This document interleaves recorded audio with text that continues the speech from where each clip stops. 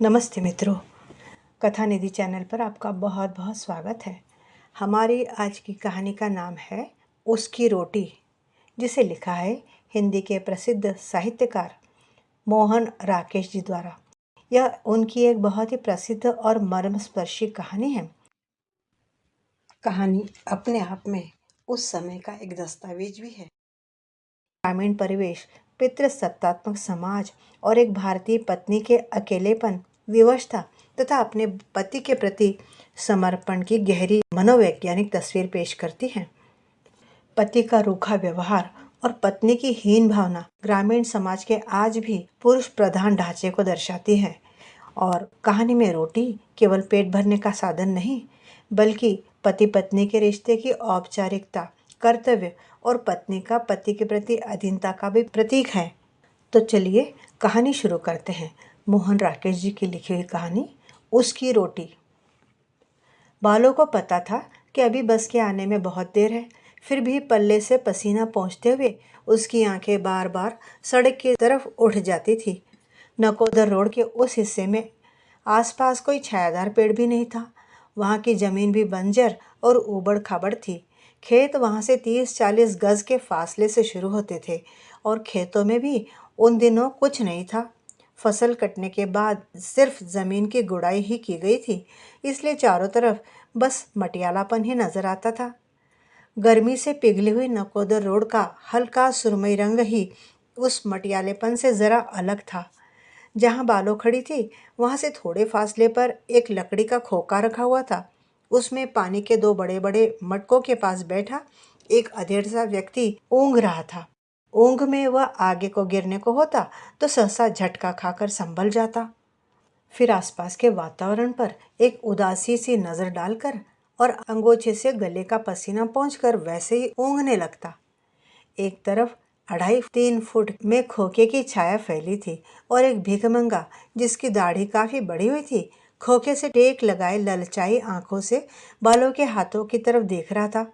उसके पास ही एक कुत्ता भी दुबक कर बैठा था और उसकी नज़र भी बालों के हाथों की तरफ ही थी। बालों ने हाथ की रोटी को मैले अंचल में लपेट रखा था।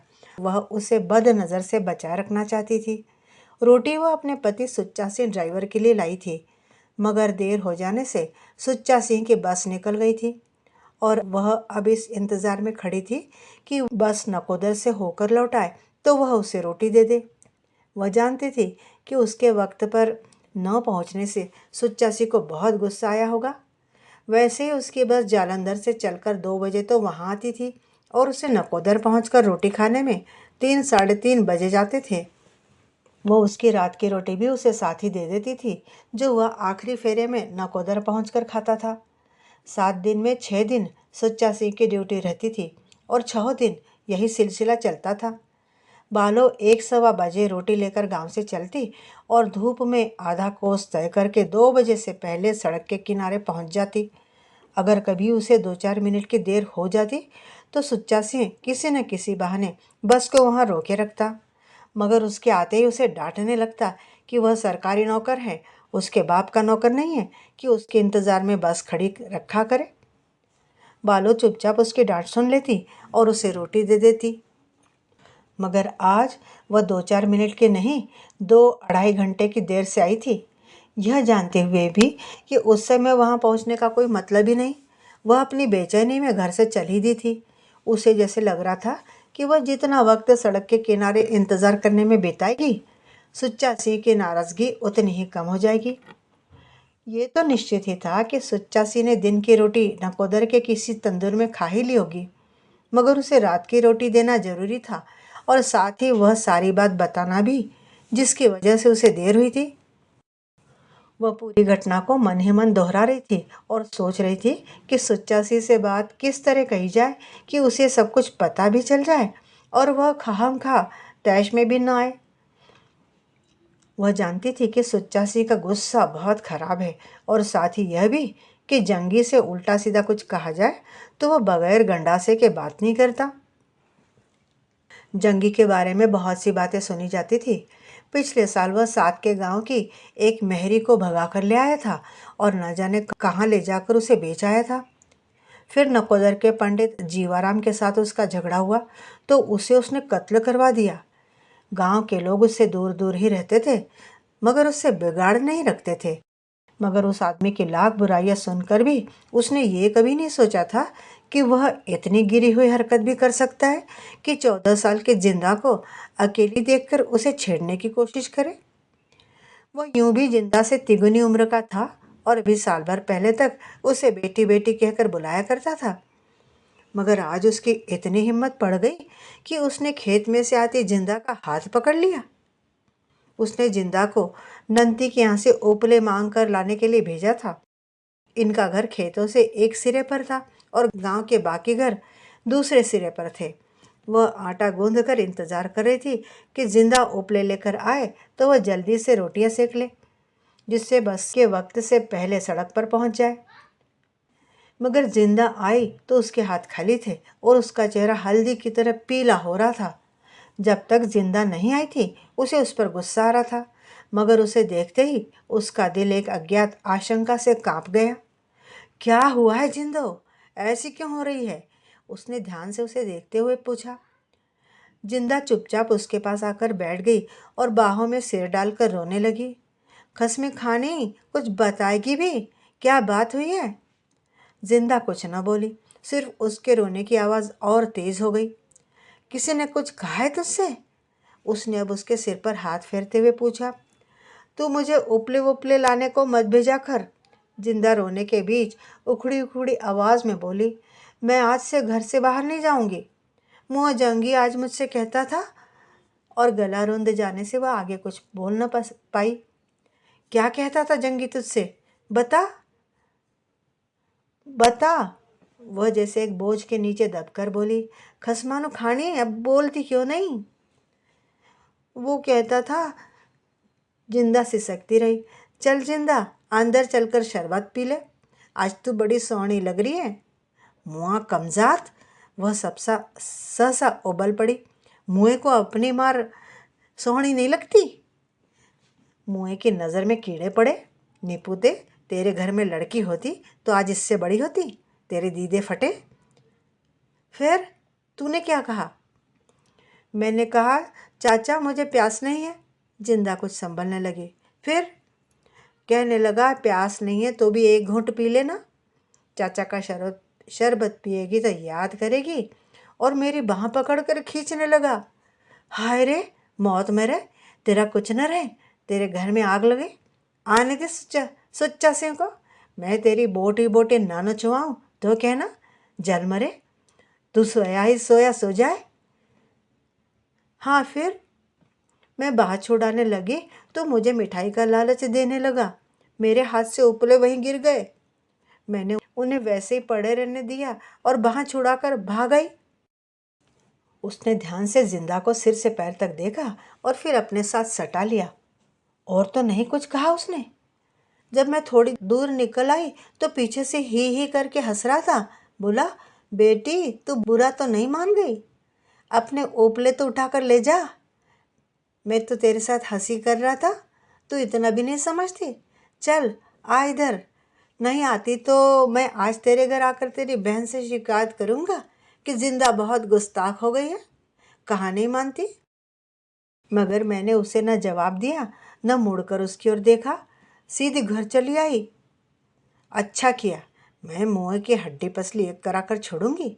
तू आने दे सुच्चा सिंह को, मैं अभी जाकर उससे बात करूँगी।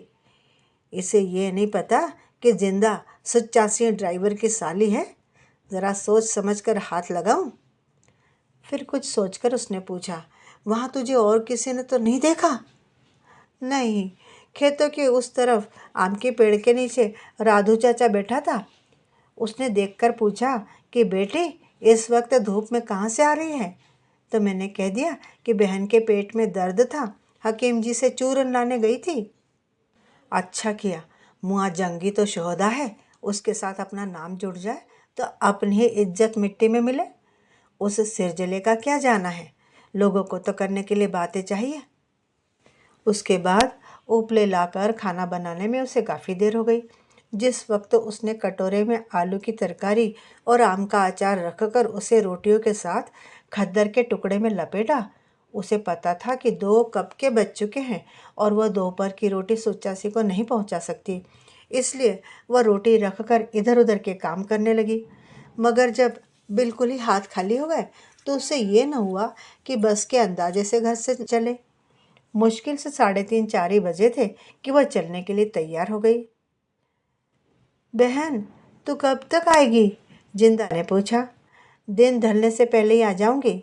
जल्दी आ जाना, मुझे डर लगेगा अकेले। अरे डरने की क्या बात है? वह दिखावटी साहस के साथ बोली थी।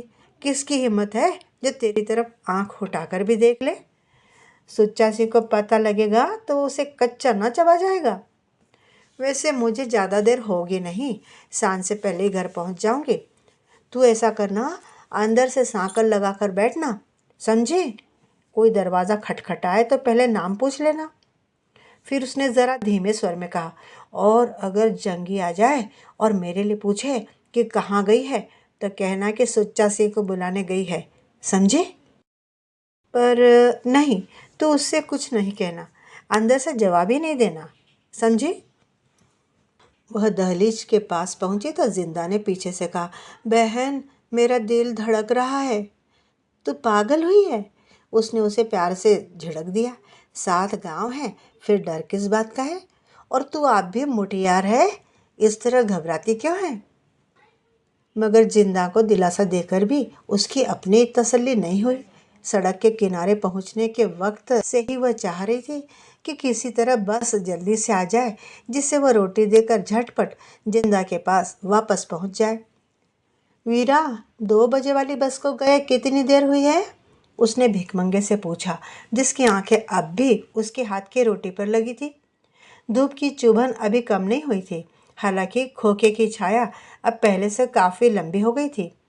कुत्ता प्याऊ के तख्ते के नीचे पानी को मुंह लगाकर अब आसपास चक्कर काट रहा था। पता नहीं बहना, भिखमंगे ने कहा, कई बसें आती हैं, कई जाती हैं, यहाँ कौन घड़ी का हिसाब है? बालो चुप हो रही। एक बस अभी थोड़ी देर पहले नकोदर की तरफ गई थी।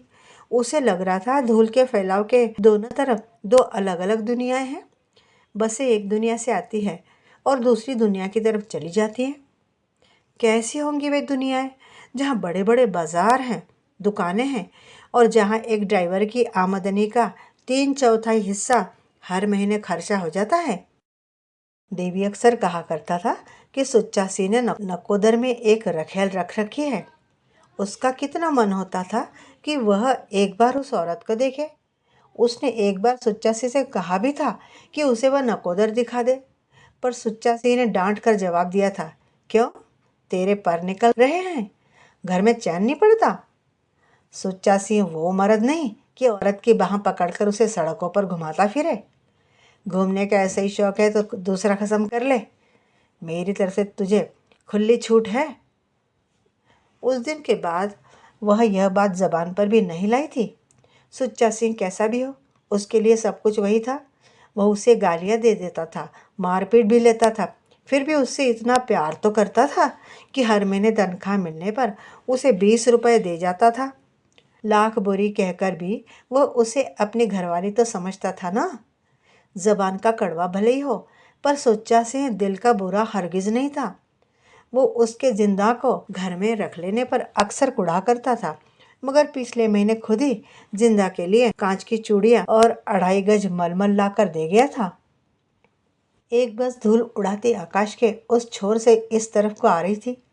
बालों ने दूर से ही पहचान लिया कि वह सुच्चा सिंह की बस नहीं है। फिर भी बस जब तक पास नहीं आ गई, वह उत्सुक आंखों से उसकी तरफ देखती रही। बस प्याऊ के सामने आकर रुकी। एक आदमी प्याज और शलगम का गट्ठर लिए बस से उतरा। फिर कंडक्टर ने जोर से दरवाज़ा बंद किया और बस आगे चल दी। जो आदमी बस से उतरा था उसने प्याऊ के पास जाकर प्याऊ वाले को जगाया और चुल्लू से 2 लोटे पानी पीकर मूंछें साफ करता हुआ अपने गट्ठर के पास लौट आया। वीरा, नकोदर से अगली बस कितनी देर में आएगी? बालू ने 2 कदम आगे जाकर उस आदमी से पूछ लिया। घंटे घंटे के बाद बस चलती है माई, वह बोला। तुझे कहाँ जाना है? जाना नहीं है वीरा, बस का इंतज़ार करना है। सुच्चा सी ड्राइवर मेरा घर वाला है, उसे रोटी देनी है। ओ सुच्चा स्यों, और उस आदमी के होठों पर खास तरह की मुस्कुराहट आ गई। तू उसे जानता है? उसे नकोदर में कौन नहीं जानता। बालों को उसका कहने का ढंग अच्छा नहीं लगा, इसलिए वह चुप ही रही। सुच्चा सिंह के बारे में जो बातें वह खुद जानती थी, उन्हें दूसरों के मुंह से सुनना उसे पसंद नहीं था। उसे समझ नहीं आता था कि दूसरों को क्या पड़ी है कि वे उसके आदमी के बारे में इस तरह बात करें। क्या हक है उन्हें? सुच्चा सिंह शायद अगली बस लेकर आएगा, वह आदमी बोला। हाँ, इसके बाद अब उसी की बस आएगी। बड़ा जालिम है जो तुझे इस तरह से इंतज़ार कराता है। चल वीरा, अपने रास्ते चल, बालो चिढ़कर बोली। वो क्या इंतज़ार कराएगा? मुझे ही रोटी लाने में देर हो गई थी, जिससे बस निकल गई। वो बेचारा सवेरे से भूखा बैठा होगा। भूखा? कौन, सुच्चा सिंह? और वह व्यक्ति दांत निकाल कर हंस दिया। बालों ने मुंह दूसरी तरफ कर लिया। या साईं सच्चे, कहकर उस आदमी ने अपना गट्ठर सिर पर उठा लिया और खेतों की पगडंडी पर चल दिया। बालों की दाई टांग सो गई थी। उसने भार दूसरी टांग पर बदलते हुए एक लंबी सांस ली और दूर तक के वीराने को देखने लगी। न जाने कितनी देर बाद आकाश के उसी कोने से उसे दूसरी बस अपनी तरफ आती दिखाई दी। तब तक खड़े खड़े उसके पैरों की एड़ियाँ तक दुखने लगी थी। बस को देखकर वह पोटली का कपड़ा ठीक करने लगी। उसे अफसोस हो रहा था कि वह रोटियां कुछ और देर से बनाकर क्यों न लाई, जिससे कि वे रात तक कुछ और ताज़ा रहती। सुच्चा सिंह को कड़ा प्रसाद का कितना शौक है। उसे क्यों यह ध्यान नहीं आया कि आज थोड़ा कड़ा प्रसाद ही बना कर ले आए। खैर, कल गुरुपर्व है, कल ज़रूर कड़ा प्रसाद बना कर लाएगी। पीछे गर्द की लंबी लकीर छोड़ते हुए बस पास आती जा रही थी। बालों ने 20 गज दूर से ही सुच्चा सिंह का चेहरा देखकर समझ लिया कि वो उससे बहुत नाराज़ है। उसे देखकर सुच्चा सिंह की भवें तन गई थी और होठ का कोना दांतों में चला गया था। बालों ने धड़कते दिल से रोटी वाला हाथ ऊपर उठा दिया, मगर बस उसके पास न रुककर प्याऊ से ज़रा आगे जाकर रुकी। दो एक लोग वहाँ बस से उतरने वाले थे। कंडक्टर बस की छत पर जाकर एक आदमी की साइकिल नीचे उतारने लगा। बालों तेजी से चलकर ड्राइवर की सीट के बराबर पहुंच गई। सुच्चा स्याह, उसने हाथ ऊंचा उठाकर रोटी अंदर पहुंचाने की चेष्टा करते हुए कहा। रोटी ले ले। हट जा। सुच्चा सिंह ने उसका हाथ झटक कर पीछे हटा दिया। सुच्चा स्याह, 1 मिनट नीचे उतरकर मेरी बात सुन ले। आज एक खास वजह से देर हो गई थी, नहीं तो मैं। बकबक मत कर, हट जा यहाँ से, कहकर सुच्चा सिंह ने कंडक्टर से पूछा कि वहाँ का सामान उतर गया कि नहीं सारा। बस एक पेटी बाकी है, उतार रहा हूँ, कंडक्टर ने छत से आवाज़ दी। सुच्चा स्याह, मैं 2 घंटे से यहाँ खड़ी हूँ, बालों ने मिन्नत के लहजे में कहा। तू नीचे उतर कर मेरी बात तो सुन ले। उतर गई पेटी? सुच्चा सिंह ने फिर कंडक्टर से पूछा। हाँ चलो, पीछे से कंडक्टर की आवाज़ आई। सुच्चा स्याह, तू मुझ पर नाराज़ हो ले, पर रोटी तो रख ले। तू मंगलवार को घर तो आएगा ना, तब मैं तुझे सारी बात बताऊंगी। बालों ने हाथ और ऊंचा उठाया। मंगलवार को घर आएगा तेरा? और एक मोटी सी गाली देकर सुच्चा सिंह ने बस स्टार्ट कर दी। दिन ढलने के साथ साथ आकाश का रंग बदलने लगा। बीच बीच में कोई एकाध पक्षी उड़ता हुआ आकाश को पार कर जाता था। खेतों में कहीं कहीं रंगीन पगडंडियाँ दिखाई देने लगी थी। बालों ने प्याऊ से पानी पिया और आंखों पर छींटे मारकर आंचल से मुंह पोंछ लिया। फिर प्याऊ से कुछ फासले पर जाकर खड़ी हो गई। वह जानती थी अब सुच्चा सिंह की बस जालंधर से 8-9 बजे तक ही वापस आएगी। क्या तब तक उसे इंतज़ार करना चाहिए? सुच्चा सिंह को इतना तो करना चाहिए था कि उतर कर उसकी बात ही सुन लेता। उधर घर में जिंदा अकेली डर रही होगी। मुआ जंगी पीछे किसी बहाने से आ गया तो सुच्चा सी रोटी ले लेता तो वह आधे घंटे में घर पहुंच जाती। अब रोटी तो वह बाहर कहीं न कहीं खा ही लेगा, मगर उसके गुस्से का क्या होगा? सुच्चा सी का गुस्सा बेजाबी तो नहीं है। उसका मेहनती शरीर है और उसे कसकर भूख लगती है। वह थोड़ी और मिन्नत करती तो वह ज़रूर मान जाता, पर अब प्याऊ वाला प्याऊ बंद कर रहा था। भिखमंगा भी न जाने कब का उठकर चला गया था। हाँ, कुत्ता अब भी वहाँ आसपास घूम रहा था। धूप ढल रही थी और आकाश में उड़ते चिड़ियों के झुंड सुनहरे लग रहे थे। बालों को सड़क के पार तक फैली अपनी छाया बहुत अजीब लग रही थी। पास के किसी खेत में कोई गबरू जवान खुले गले से माहिया गा रहा था। माहिया की लय बालों की रग रग में बसी हुई थी। बचपन में गर्मियों की शाम को वह और बच्चों के साथ मिलकर रहट के पानी की धार के नीचे नाच नाच कर नहाया करती थी। तब भी माहिया की लय इसी तरह हवा में समाई रहती थी। सांझ के झुटपुटे के साथ उस लय का एक खास ही संबंध था। फिर ज्यों ज्यों वह बड़ी होती गई, जिंदगी के साथ उस लय का संबंध और गहरा होता गया। उसके गांव का युवक लाली था, जो बड़ी लोच के साथ माहिया गाया करता था। उसने कितनी बार उसे गांव के बाहर पीपल के नीचे कान पर हाथ रखकर गाते हुए सुना था। पुष्पा और पारो के साथ वो देर देर तक उस पीपल के पास खड़ी रहती थी। फिर एक दिन आया जब उसकी माँ कहने लगी कि वह बड़ी हो गई है, उसे इस तरह देर देर तक पीपल के पास नहीं खड़ी रहना चाहिए। उन्हीं दिनों उसकी सगाई की भी चर्चा होने लगी। जिस दिन सुच्चा सिंह के साथ उसकी सगाई हुई, उस दिन पारो आधी रात तक ढोलक पर गीत गाती रही थी। गाते गाते पारो का गला रह गया था, फिर भी वह ढोलक छोड़ने के बाद उसे बाहों में लिए हुए गाती रही थी।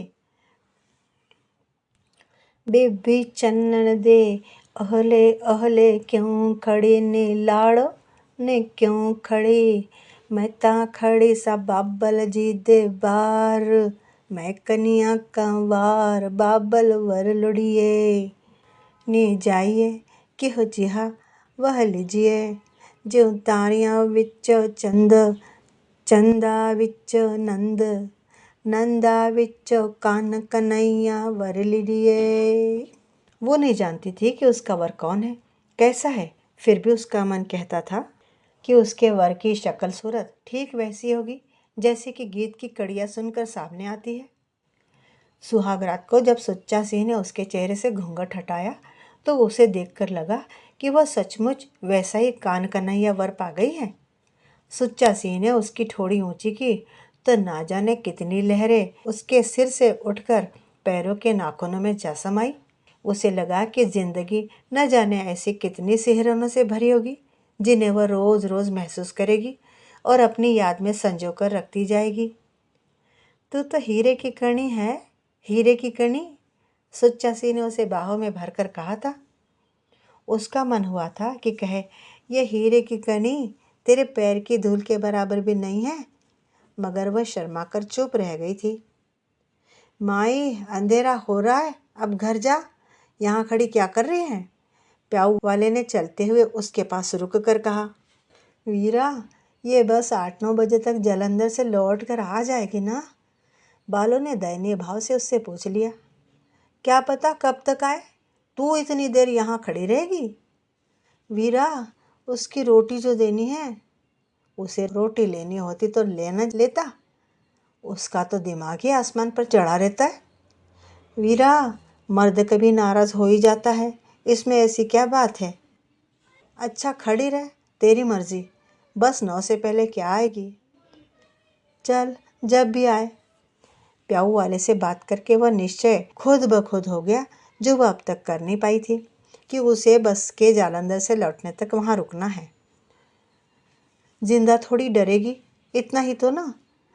जंगी की अब दोबारा उससे कुछ कहने की हिम्मत नहीं पड़ सकती। आखिर गांव की पंचायत भी तो कोई चीज़ है। दूसरे की बहन बेटी पर बुरी नज़र रखना मामूली बात है। सुच्चा सिंह को पता तो चल जाए तो वो उसे केशों से पकड़कर सारे गांव में ना घसीट देगा। मगर सुच्चा सिंह को ये बात न बताना ही शायद बेहतर होगा। क्या पता इतनी सी बात से दोनों में सिर फुटावल हो जाए। सुच्चा सिंह पहले ही घर के झंझटों से घबराता है, उसे और झंझट में डालना ठीक नहीं। अच्छा हुआ जो उस वक्त सुच्चा सिंह ने बात नहीं सुनी। वो तो अभी कह रहा था कि मंगलवार को घर नहीं आएगा। अगर वह सचमुच न आया तो, और अगर उसने गुस्से होकर घर आना बिल्कुल छोड़ दिया तब? नहीं नहीं, वह उसे कभी कोई परेशान करने वाली बात बताएगी नहीं। सुच्चा सिंह खुश रहे, घर की परेशानियां वह खुद संभाल सकती है। वह जरा सा सिहर गई। गांव का लोटू सिंह अपनी बीवी को छोड़कर भाग गया था। उसके पीछे वह टुकड़े टुकड़े को तरस गई थी। अंत में उसने कुएं में छलांग लगाकर आत्महत्या कर ली थी। पानी से फूलकर उसकी देह कितनी भयानक हो गई थी। बालों को थकान महसूस हो रही थी, इसलिए वह जाकर प्याऊ के तख्ते पर बैठ गई। अंधेरा होने के साथ साथ खेतों की हलचल फिर शांत होती जा रही थी। माहिया के गीत का स्थान अब झिंगुरों के संगीत ने ले लिया था। एक बस जालंधर की तरफ से और एक नकोदर की तरफ से आकर निकल गई। सुच्चा सिंह जालंधर से आखिरी बस लेकर आता था।